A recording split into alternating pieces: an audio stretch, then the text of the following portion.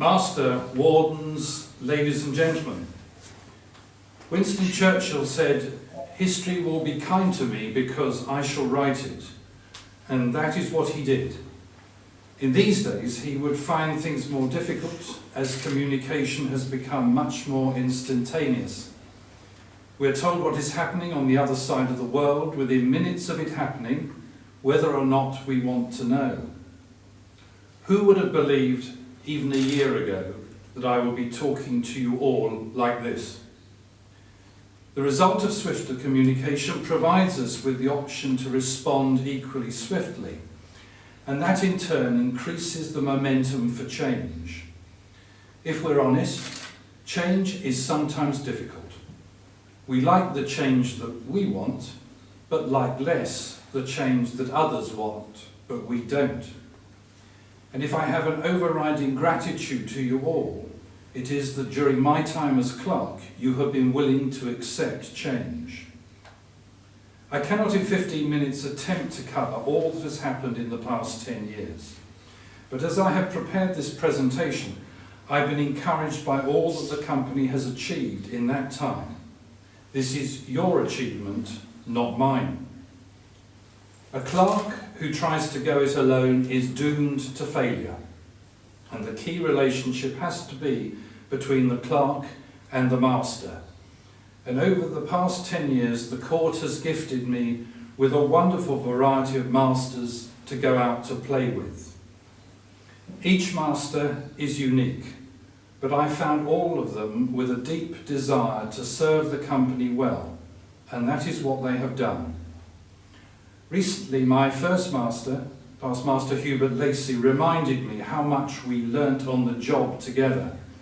But as he said, we had planned well in the run-up and it paid dividends.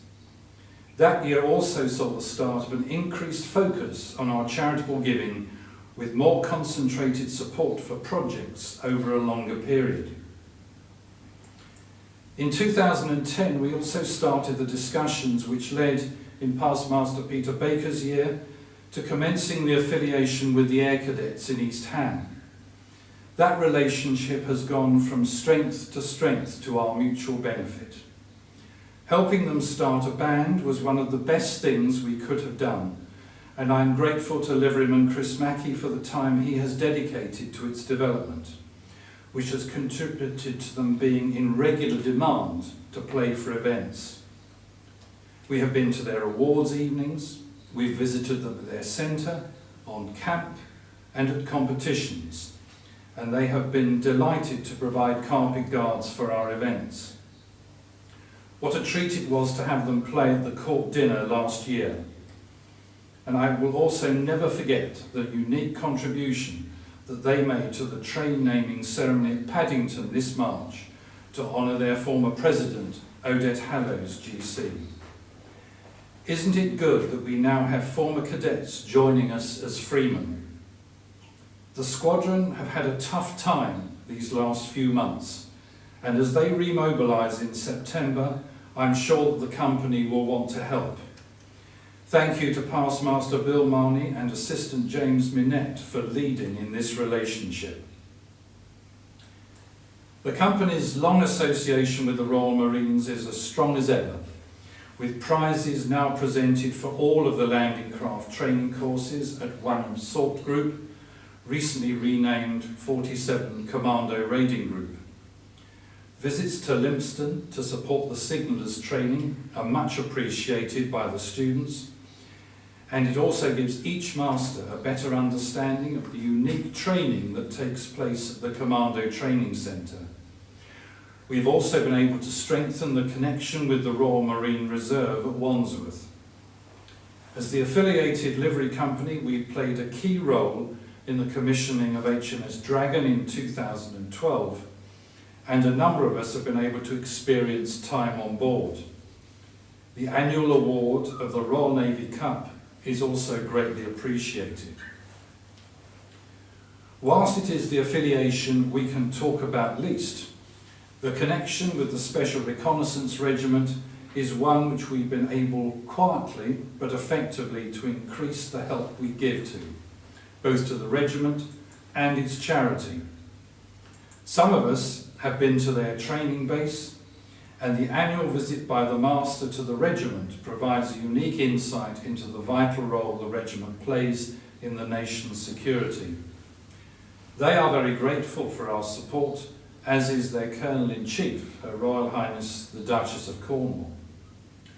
Achieving Her Royal Highness as our Royal Liveryman resulted in a great deal of envy in the wider livery, but we can cope with that.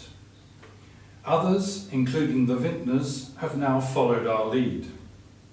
The Duchess maintains a genuine interest in what we do and was pleased to visit the hall in past Master Richard Hannay's year, marking the 25th anniversary of the National Literacy Trust, of which she is the patron.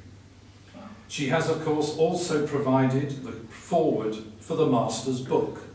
Copies are still available.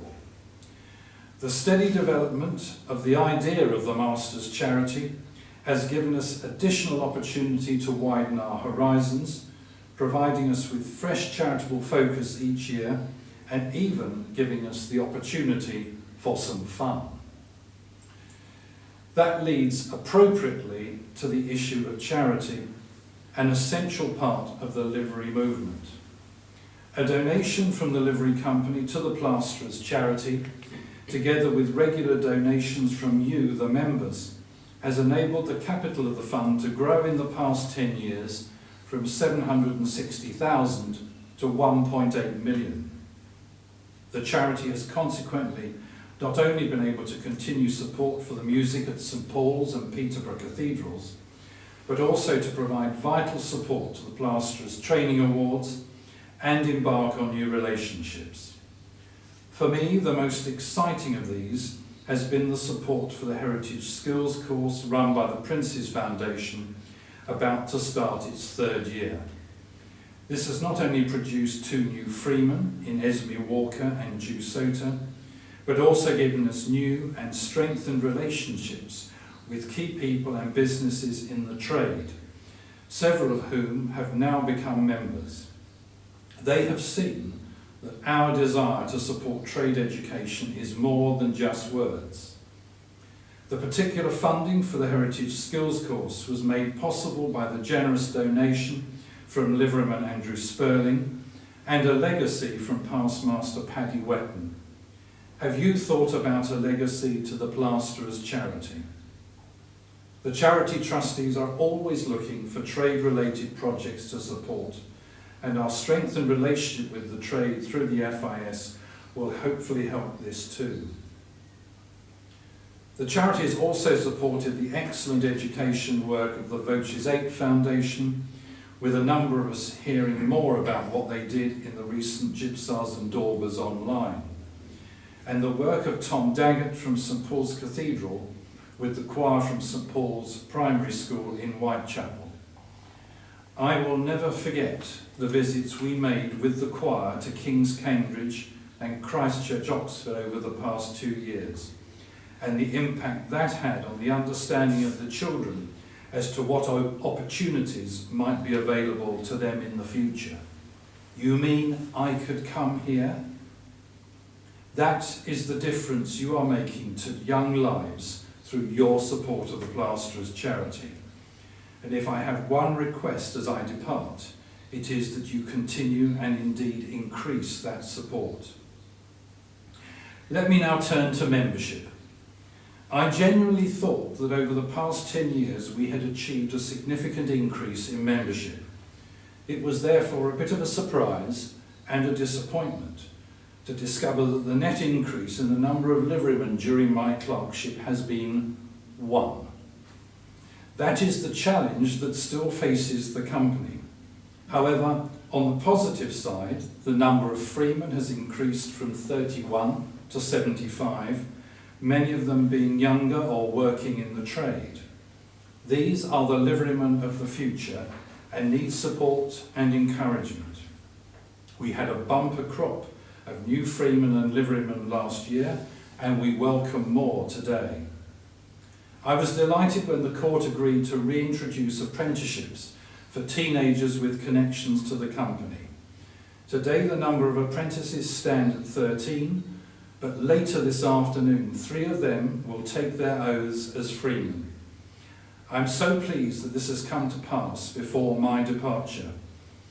The future of the company depends both on new members and full engagement by existing members, and I commend the Masters-elect's initiatives, which you will hear about later today. Has it all been plain sailing?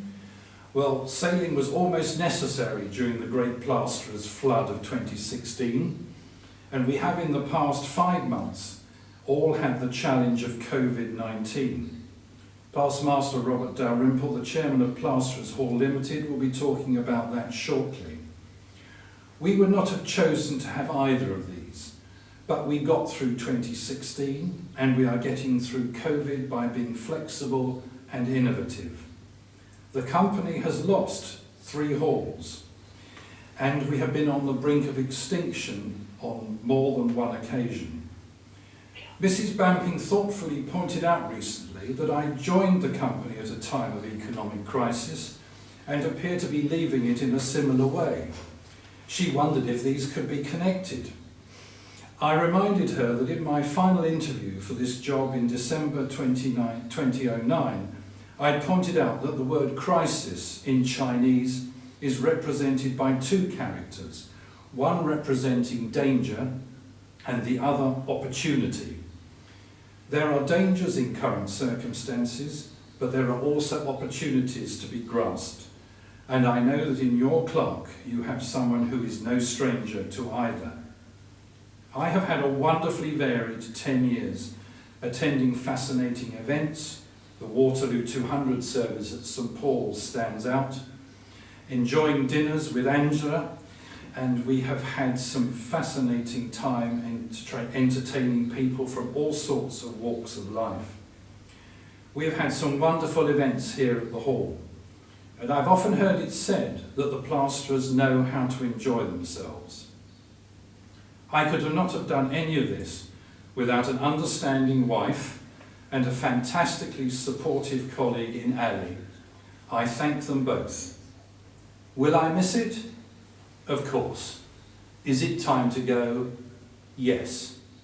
But thank you for permitting me to have the pleasure and privilege of being your clerk. Thank you very much.